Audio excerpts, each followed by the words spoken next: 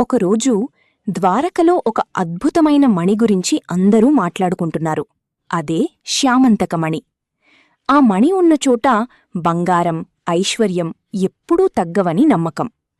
ఆ మణి సత్యభామ వాళ్ల నాన్నగారు సాత్రజిత్ దగ్గర ఉంటుంది. కాని ఒకరోజు అతని తమ్ముడు ఆ మణి వేసుకుని అడవికి వెళ్తాడు. తిరిగి రావడమే లేదు. అంతే, నగరంలో ఒక్కసారిగా మాటలు మొదలయ్యాయి. ఆ మణిని కృష్ణుడే తీసుకున్నాడేమో? కృష్ణుడికి చాలా బాధేస్తుంది.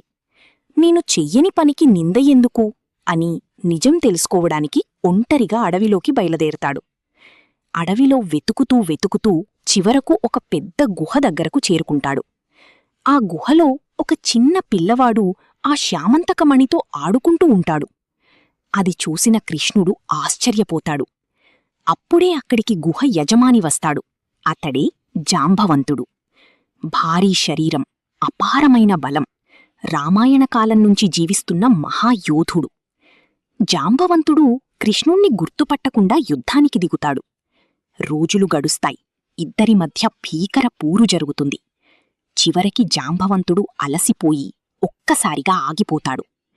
ఈ శక్తి, ఈ తేజస్సు, ఇలా నాతో యుద్ధం చెయ్యగలిగేది ఒక్కరే, నా శ్రీరాముడు. అప్పుడు అతనికి అర్థమవుతుంది, రాముడే ఇప్పుడు కృష్ణుడిగా వచ్చాడని. వెంటనే జాంబవంతుడు నమస్కరించి శ్యామంతకమణిని తిరిగి ఇస్తాడు. తన కుమార్తె జాంబవతిని కూడా కృష్ణుడికి వివాహం చేస్తాడు. అలా కృష్ణుడు తిరిగి ద్వారకకు వెళ్ళి తన మీద వచ్చిన నిందను తొలగించుకుంటాడు.